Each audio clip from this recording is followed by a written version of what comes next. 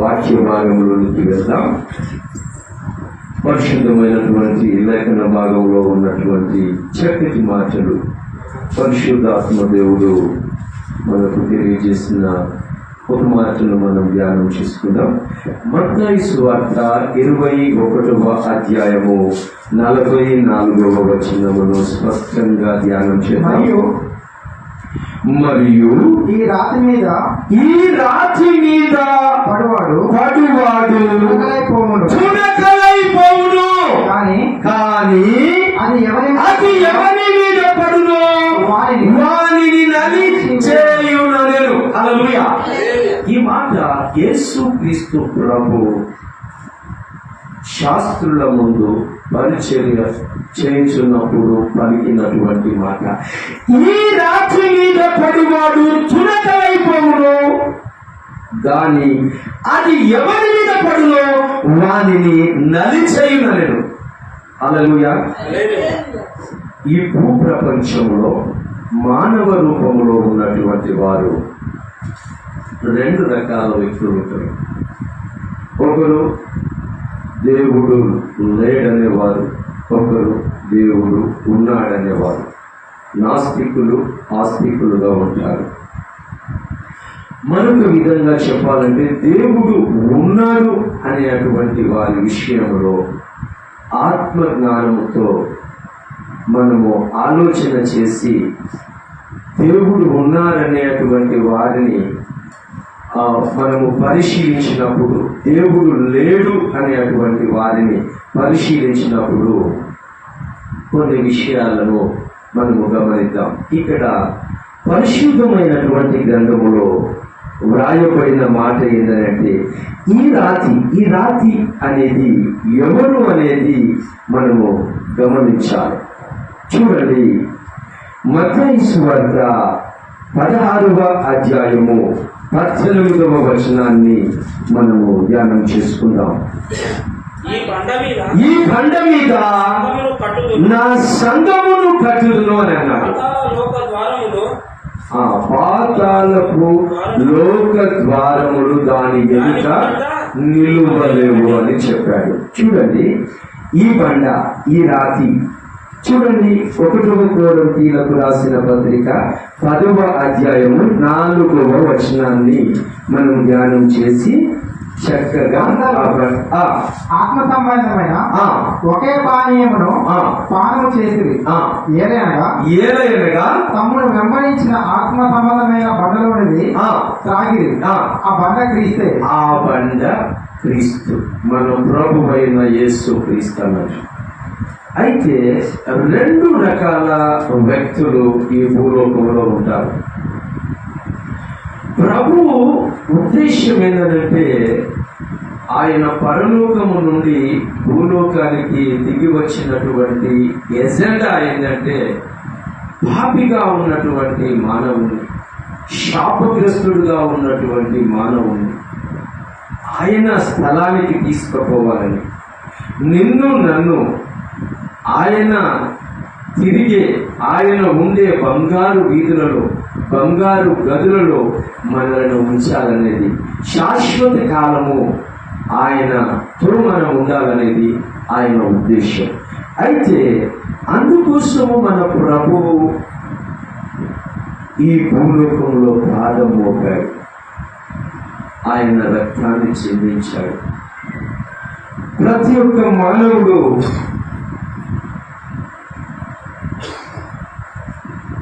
ఈ విషయాన్ని గుర్తుపట్టాలి.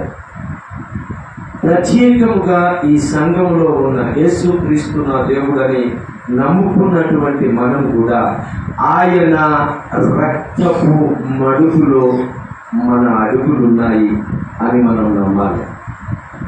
చూడండి, నా ప్రియమైనటువంటి యేసుక్రీస్తు ప్రియమైనటువంటి వారులారా, ఈ రాత్రి మీతో పడువాడు చునకలైపోవును. ఈ యొక్క వ్యక్తి గురించి ఎవడు రాతి మీద పడుతున్నాడంటే నాలాంటి వాడు. నేను అలాగే పడ్డాను. క్రీస్తు అంటే ఎవరు? క్రీస్తు అంటే ఏంది? ఎవరైనా క్రీస్తు? ఎక్కడి నుంచి వచ్చింది ఏంటి అని భయంకరంగా విమర్శించిన వాడు.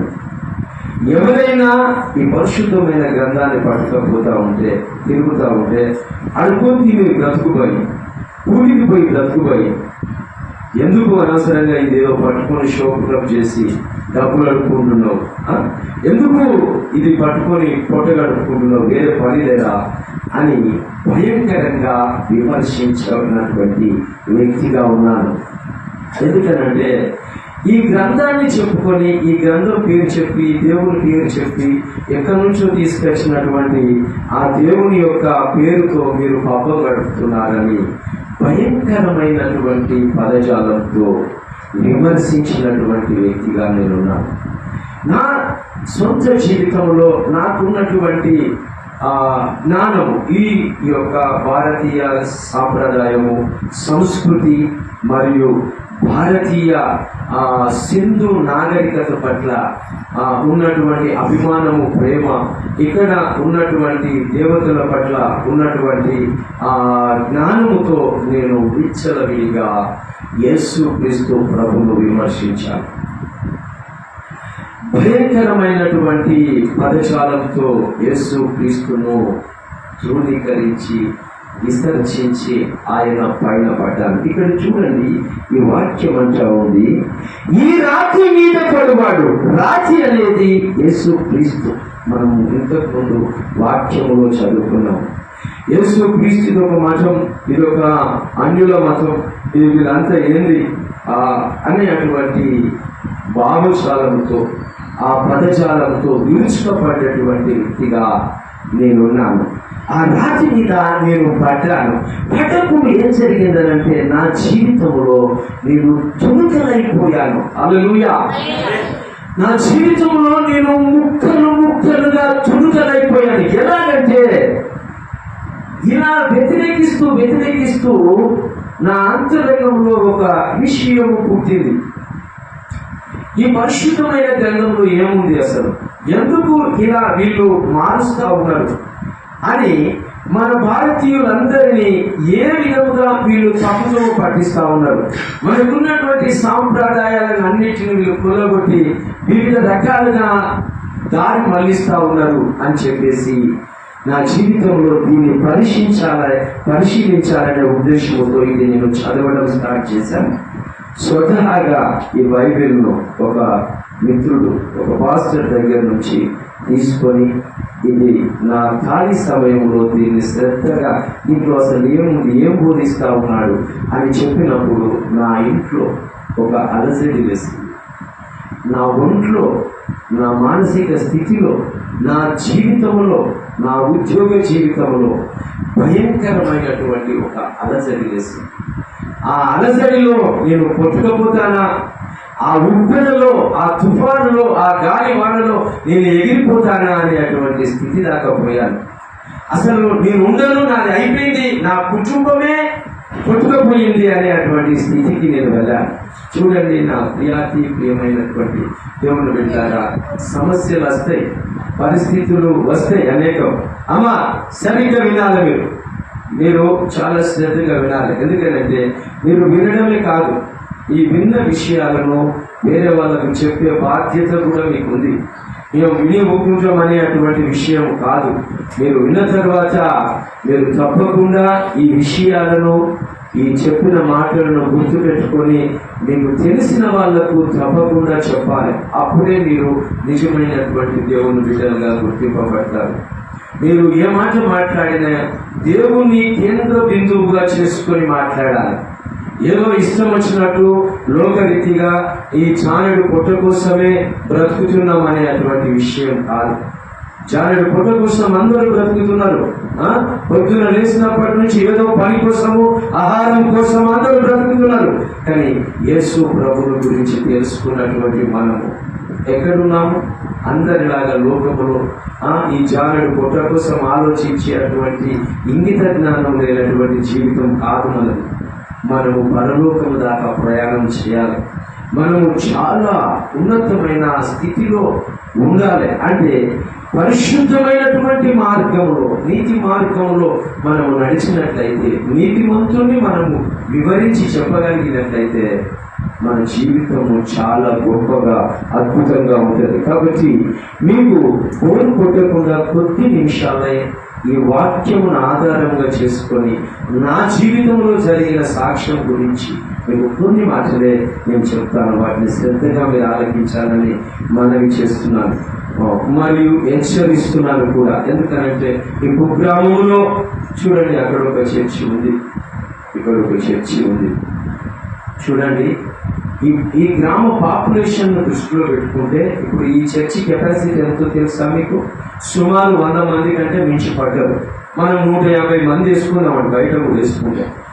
150 మంది ఈ చర్చి కెపాసిటీ. అక్కడ ఉన్నది కూడా గంతే, కాకుంటే 200 మంది వేసుకుందాం ఆ చర్చి కెపాసిటీ. మొత్తం 350 మంది మాత్రమే ఈ యొక్క చర్చిలలో ఆరాధన చేయడానికి, స్తుతించడానికి, దేవునిలో గడపడానికి, వాక్యమును వాక్కుగా మార్చడానికి దేవుడు ఏర్పాటు చేసిన స్థలాలు. కానీ ఈ గ్రామంలో సుమారు పాపులేషన్ అంటే 2000 పైన, 1500 పైన, మినిమం 500 మంది ఉన్నారు. 500 మంది అని అంటే సుమారు ఇంకో 1-2 చర్చీలు ఇక్కడ కావాలి. కుల మతాతీతముగా కావాలి. ఇంకా ఇవే ఫుల్ఫిల్ అవుతలేవు అంటే మనం గమనించాలి. మనము వట్టిగా ఊరుకోవడానికి, దేవుని వాక్యము వినడానికి ఇబ్బంది పడడానికి, లేకుంటే దేవుని వాక్యము విన్న తర్వాత మన నోళ్ళు మూసుకొని ఉండడానికి కాదు. మనము ప్రతి ఒక్కరికి ఒక శుభవార్త, సంతోషకరమైన వార్త ఉంది అని చెప్పడం కోసం దేవుడు మనలను పిలిచాడు, ఎన్నుకున్నాడు. కాబట్టి అవమానాలు వచ్చిన, నిందలు వచ్చిన, బాధ కలిగిన, ఇతరులు ఇబ్బంది పెట్టిన, దూషించిన మనము శుభవార్తను వివరించే అటువంటి రెస్పాన్సిబిలిటీని మనం తీసుకున్నాం. చూడండి, యేసు క్రీస్తుకు ప్రియమైనటువంటి వారసులారా, ఈ రాత్రి మీద పడువాడు అంటే నాలాంటి వాళ్ళే. అంటే దేవుడు లేడు, దేవుడు ఉన్నా యేసుక్రీస్తే ఎట్లా అవుతుంది? దేవుడు యేసుక్రీస్తునమా హల్లెలూయా అంటేనేనా అనేటువంటి ఒక మితండవాదము కలిగిన వ్యక్తులు ఉన్నారు. ఇంకొకరు దేవుడే లేరు, ప్లస్ దేవుడు అంటే మాకేంటి, అసలు ఏందో దేవుడు, అందరి దేవుళ్ళ లాంటి దేవుడే లే అనేటువంటి భావాజాలంతో ఉన్నటువంటి వారు కొందరు. పిల్లలు చూడవలసిన అవసరం లేదు, వాళ్ళు పనిచేస్తూ ఉంటారు. మన వాక్యం మీద కాన్సన్ట్రేట్ చేద్దాం. చూడండి, ఒక కొందరేంటిది దేవుడే లేడు, దేవుడు యేసుక్రీస్తు ఎట్లా ఇచ్చాడు అని విమర్శనాత్మకంగా పోయే సమూహము ఒకటి ఉంది. నాకేందయ్యా, నా పొట్ట నిండితే చాలు, ఈయనే దేవుడు, నాకు ఇచ్చింది ఈయనే దేవుడు అని మొక్కే వాళ్ళు కొంతమంది ఉన్నారు. నా జీవితంలో జరిగిన విషయం ఏంటంటే, నేను కష్టపడి ఉద్యోగం సంపాదించుకున్న తర్వాత నా సొంత జీవితంలో ఒక విమర్శనాత్మకమైనటువంటి భావోద్వేగాలు వచ్చాయి.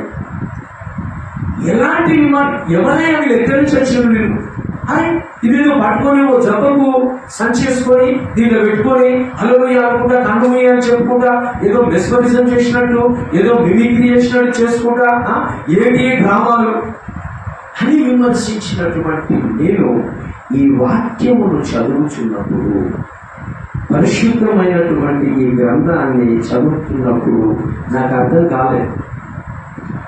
ఫస్ట్ ఆదికాండంలో స్టార్ట్ చేశాను నిర్గమ, దాని తర్వాత సంఖ్యాకాండం వరకు వచ్చేసరికి ఏం అర్థం కాక వదిలేసి ఇటు ప్రకటనల గ్రంథంకు పోయాను. ఆ ప్రకటనల గ్రంథంకు పోతే అక్కడ ఏదేదో 10 కొమ్ములు 7 కొమ్ములు అని ఏదేదో చెప్తా అంటే అది అర్థం కాదు. అని ఇదేది అని చెప్పేసి దీన్ని బైఫర్కేషన్ ఎక్కడైందని చూస్తే అది కొత్త నిబంధన, పాత నిబంధన అని 2 బైఫర్కేషన్ అయినాయి. కాబట్టి మళ్ళీ పాత నిబంధన చివరి భాగమైనటువంటి మలాకి వచ్చి స్టార్ట్ చేశాను. అది అర్థమైంది. సరే, అట్లా కాదని చెప్పేసి మళ్ళీ మన కొత్త నిబంధనలో ఉన్నటువంటి మత్తయి సువార్త ఇస్తే ఏదో వంశాలు చెప్పుకుంటా పోతా ఉన్నాడు. ఎటు అర్థమైంది. అయినా పార్టీ వదలలేదు. దీన్ని ఎలాగ చదవాలి, అసలు దీన్ని అర్థం చేసుకోవాలి.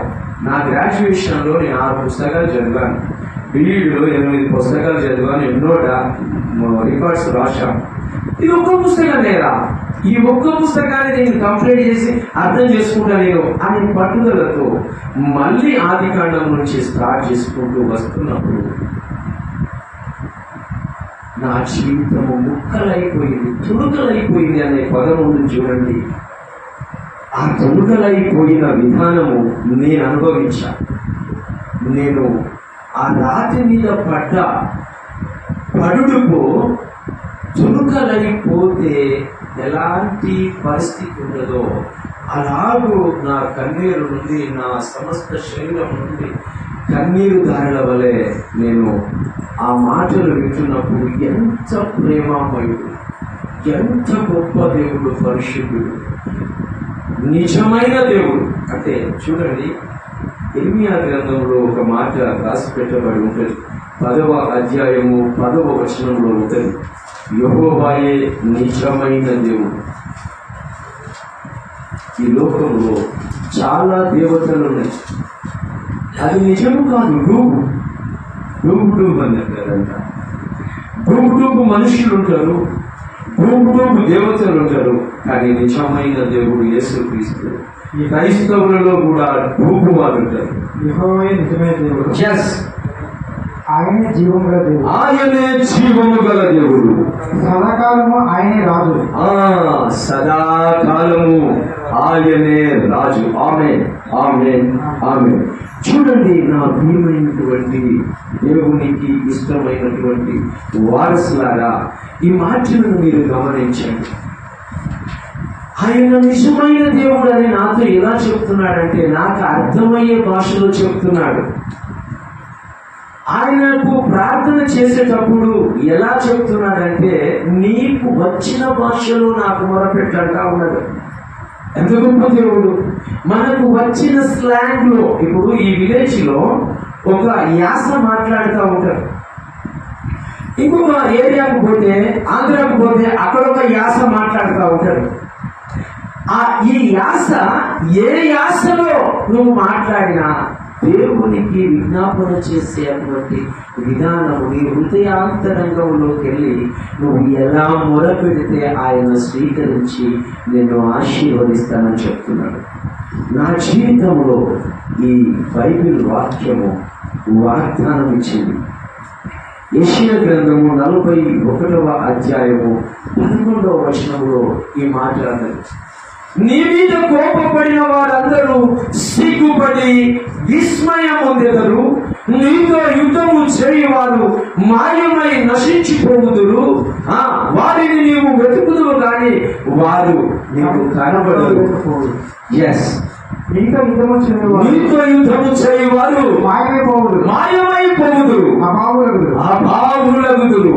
నీ దేవుడైన యెహోవా నేను భయపడకుము, నేను నీకు సహాయము చేసేదనని చెప్పుచు నువ్వు కుడి చేతిని, నా కుడి చేతిని పట్టుకున్నాడు. హల్లెలూయా, హల్లెలూయా.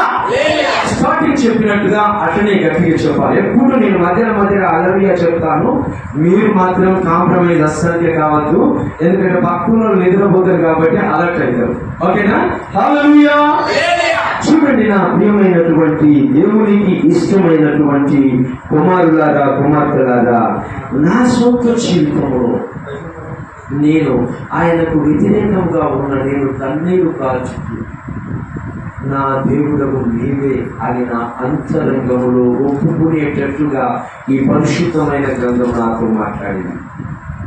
నేను ఒక బెస్ట్ ఎగ్జాంపుల్ చెప్తాను. ఒక తండ్రి ఒక కొడుకు ఉంటాడు. ఈ భూలోకంలో చాలా మంది, ఇప్పుడు 500 ఎబో ఇక్కడ ఉన్నారంటే కనీసం చాలా మంది తండ్రులు ఉన్నారు, కుమారులు ఉన్నారు.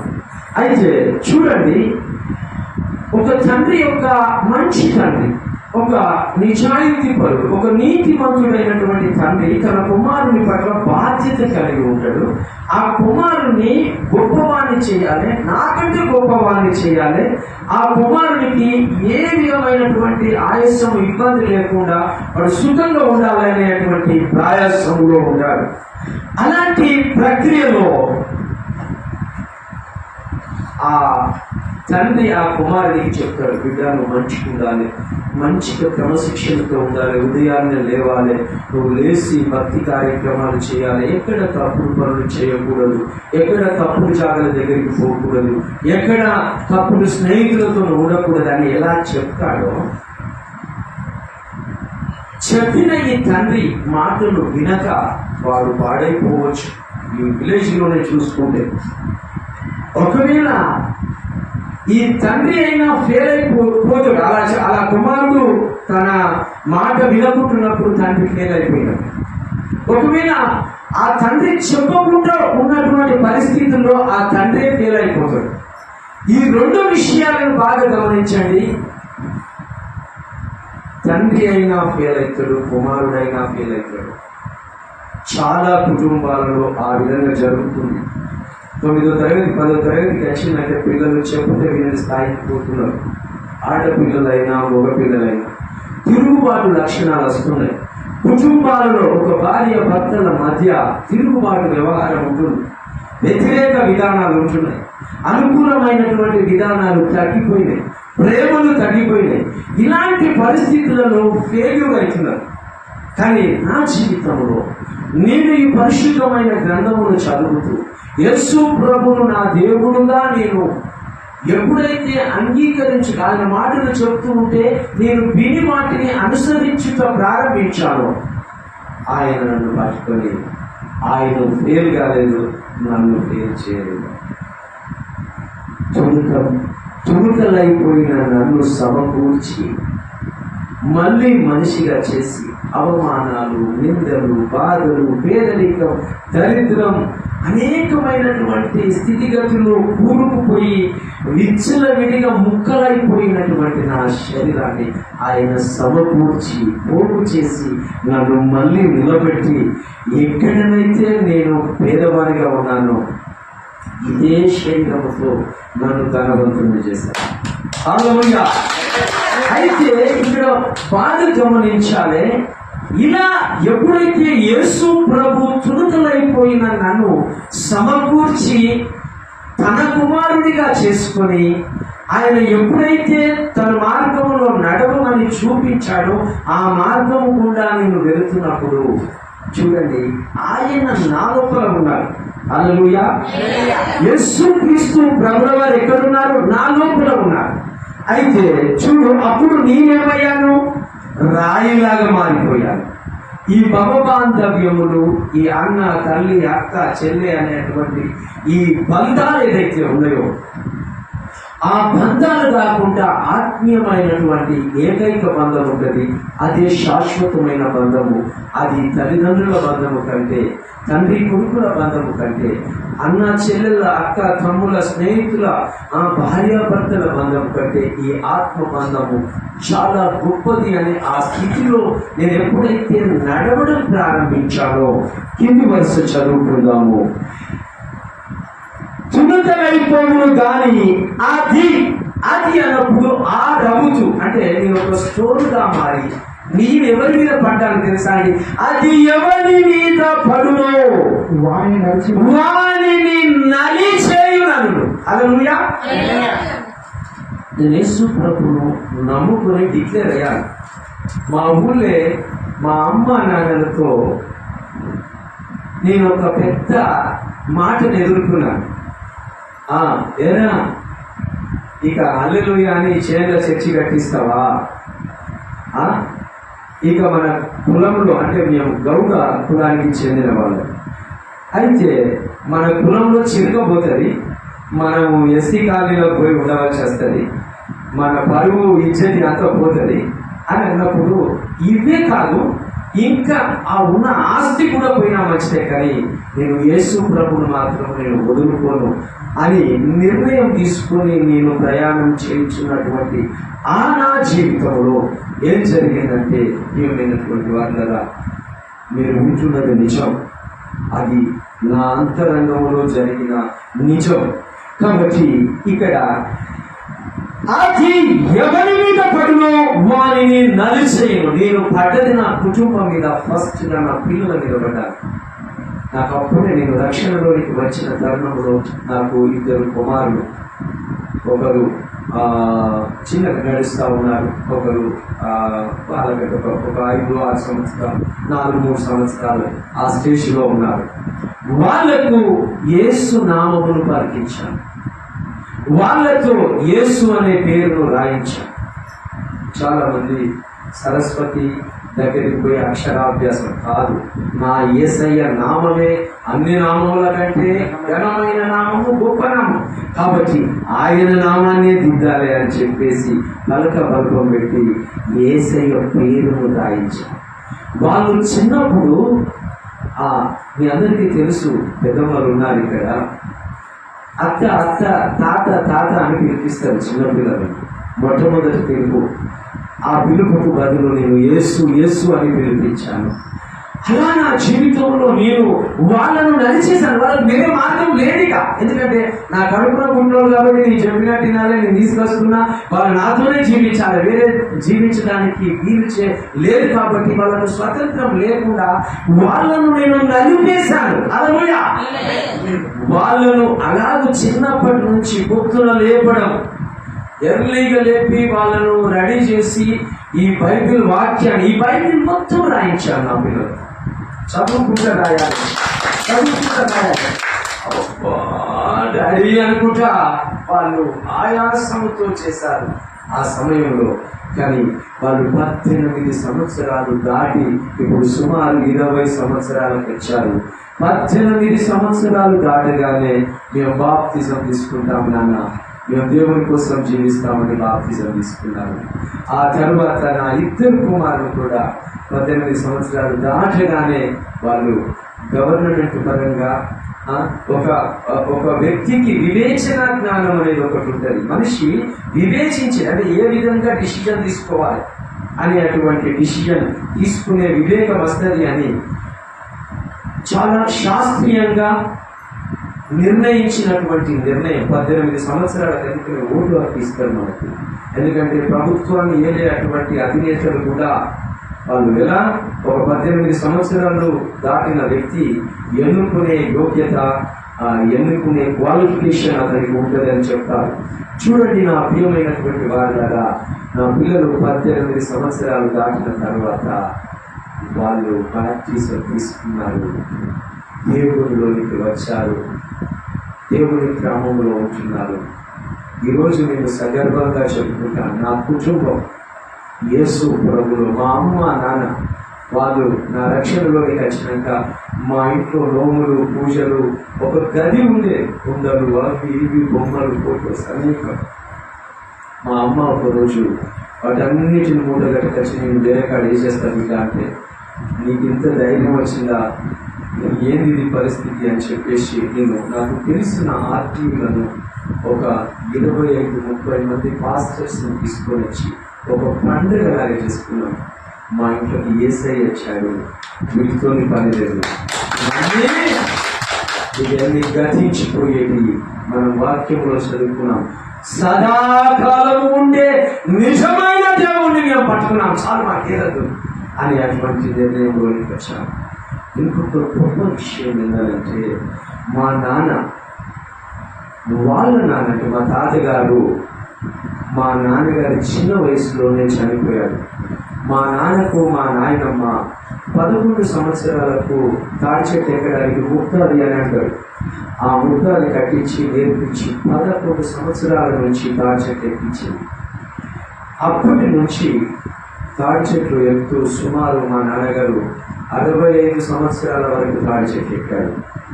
అయితే మా నాయనమ్మ కూడా చుట్ట తాగేది. నేను ఈ ప్రాంతంలో చుట్ట తాగే వారి కంటే ఎక్కువ కళ్ళు తాగే వారిని చూస్తున్నాను, విశ్వాసులలో కూడా కళ్ళు తాగే వారిని చూస్తున్నాను.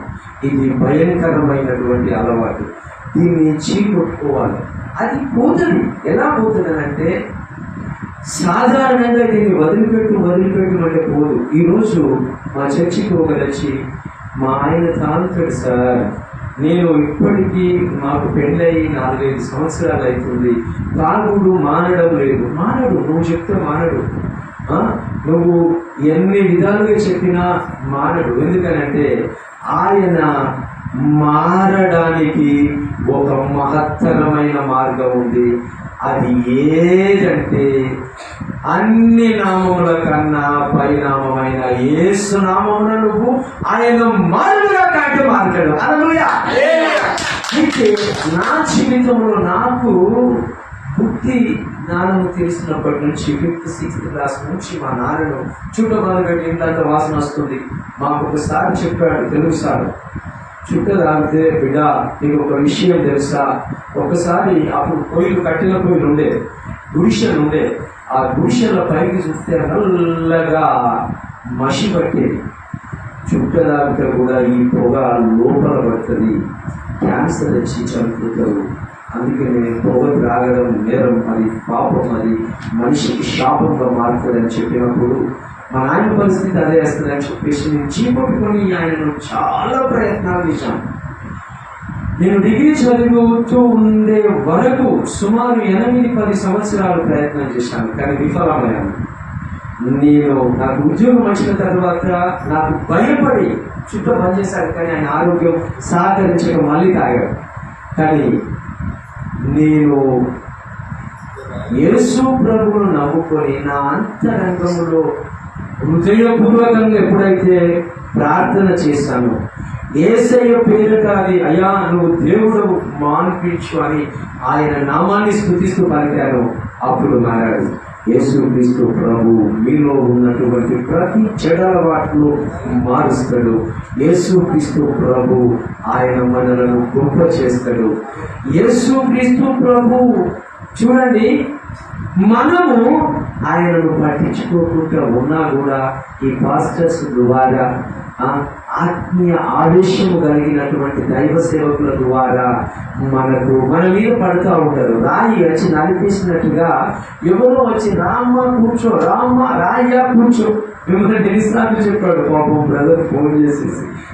లేకపోతే యథార్థంగా మీరు వచ్చుంటే మాత్రం మీరు దానిలో ఈరోజు ప్రార్థన జరుగుతుంది, మేమే పోవాలని వాలంటీర్గా ఒకరొచ్చినా వాళ్ళు 10,000 మందితో సమానం. కానీ మిమ్మల్ని పిలిస్తే వస్తే మాత్రం అది మీ మీద రాయి మీ మీద పడ్డట్టు, మిమ్మల్ని నడిచినట్టు. కానీ ఒకరోజు చెప్పవలసి వస్తుంది తీర్పు దినంగా. అలాంటి దైవచనుడు నేను చాలాసార్లు చెప్పాడు, మీరేం చేశారు అని అన్నప్పుడు అక్కడ సమాధానం ఉండదు, మీ ఆత్మకు అక్కడ పరిపూర్ణత ఉండదు, అది నిత్య నాశనానికి పోయేటువంటి మార్గం అవుతుంది. కాబట్టి మీ అందరికీ ప్రభు పేరిట నేను మనవి చేస్తున్నాను, మనము యేసు క్రీస్తును ఈరోజు శ్రమల దినాలలో అందరూ ఫాస్టింగ్స్ ఉంటున్నారు. యథార్థమైన ఫాస్టింగ్ ఏంటంటే దేవుని మాటలను ఆసక్తిగా వినాలి, దేవుని మాటలను, దేవుని యొక్క వాక్యములను ఆసక్తిగా చదవాలి, దేవుని యొక్క పాటలను ఆనందంతో పాడుకోవాలి. ఇది అసలు శిస్తమైనటువంటి ఉపవాసం. కాబట్టి ఈ ఉపవాస దినాలలో మీకు ఒక మాట చెప్తున్నాను, మనము నిలబడ్డది యేసు క్రీస్తు రక్తపు మడుగులో ఉన్నాము. రక్తములో మనము అడుగేసినప్పుడు మన కన్నీరు నుండి బాధ వస్తుంది, మనము లేపుతున్నప్పుడు రక్తపు చుట్టూ నిలబడతా ఉంటాయి. కాబట్టి ఆ భారము, ఆ బాధ మీ అందరికీ కలుగునుగాక. ఆ భారముతో మీరు ఈ ఊరును కదిలించుదురుగాక. ఆ భారముతో మీరు ఈ చుట్టుపక్కల ఉన్నటువంటి ఊళ్ళలో ఉన్న ప్రజలను సైతం కదిలించుదురుగాక. ఆ భారముతో ఇంకా మీరు మందిరాలను నెలకొల్పుదురుగాక అని పలుకుతున్నాను. ఈ యొక్క చక్కటి అవకాశం నాకు ఇచ్చి ఇంత శ్రద్ధగా మీరు విన్నందుకు మీ అందరికీ యేసు ప్రభు పేరిట వందనాలు తెలియజేస్తూ, యేసు క్రీస్తు నామమున మిమ్మల్ని నేను మనసారా నిండుగా ఆశీర్వదిస్తున్నాను. మీరు యేసయ్య కోసము, మీరు ఆయన చేసిన త్యాగం కోసము మీరు ఒక్కరు 10 మంది కావాలి, 1000 మంది కాకపోయినా ఒక్కరు 10 మంది అయితే ఇక్కడ ఫుల్ స్ట్రెంత్ ఉంటుంది. దయచేసి నేను మళ్ళీ వస్తాను, మీరు బతిలాడుతారా, రిక్వెస్ట్ చేస్తారా, నిలిచి కూర్చోండి, వినండి. ఇది ఆచారం కాదు, ఇది మతము కాదు, ఇది ఒక శ్రేష్టమైన మార్గము అని మీరు తెలియజెప్పాలి. ప్రత్యేకంగా మీ అందరికీ వందనాలు తెలియజేస్తున్నాను.